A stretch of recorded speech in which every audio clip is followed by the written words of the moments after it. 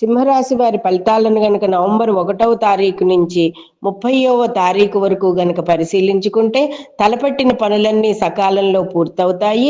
ధైర్యంగా అన్ని వ్యవహారాల్లోనూ జయం సాధిస్తారు. ఉద్యోగ వ్యాపారాలలో ముందంజలో ఉంటారు. అన్ని వృత్తుల వారికి కూడా జీవన వృద్ధి, వ్యక్తిగత లాభస్థాయి పెరగడం బావుంటుంది.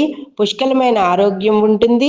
కాకపోతే వ్యయగురుడి సంచారం వలన పెట్టుబడులు పెట్టడం, ధనానికి సంబంధించిన విషయాల్లోనూ చాలా జాగ్రత్తగా ఉండాలి. సొంతంగా వ్యాపారాలు మొదలెట్టడం అది ఈ మాసంలో చేయకుండా ఉండడం అనేది మేలు. ఇక మాట విషయంలోనూ, ఆరోగ్య విషయంలోనూ జాగ్రత్తగా ఉండడం అనేది మంచిది.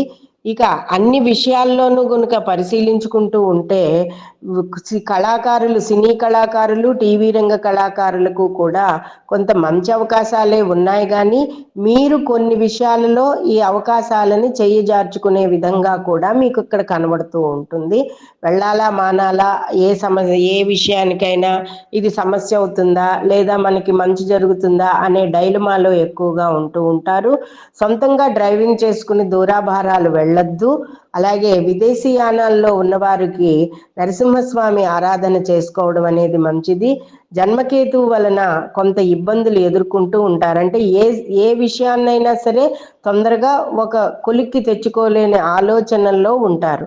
అలాగే ప్రాజెక్టుల నిర్వహణలో కానీ, స్థలాలు కొనుగోలులో కానీ, ఇళ్ళు కొనుగోలులో కానీ, బంగారం కొనుగోలులో కానీ, ఈ విషయాలన్నింటిలో కూడా ఈ మాసంలో పెట్టుబడి పెట్టకపోవడం అనేదే ఒకందుకు మంచిది అని చెప్పి చెప్పబడుతోంది. ఆరోగ్యం కోసం సూర్యనారాయణమూర్తికి ఆదిత్య హృదయ పారాయణ చేయడం, అలాగే అమ్మవారి నామాన్ని శ్రీమాత్రే నమః అని స్మరిస్తూ ఉండడం వలన సప్తమ రాహు సంచారం వలన, జన్మకేతు సంచారం వలన వచ్చే ఇబ్బందులు తొలగిపోతాయి. అలాగే ముఖ్యంగా ఈ మాసంలో రుద్రాభిషేకం చేయించుకోవడం అనేది చాలా మంచిది.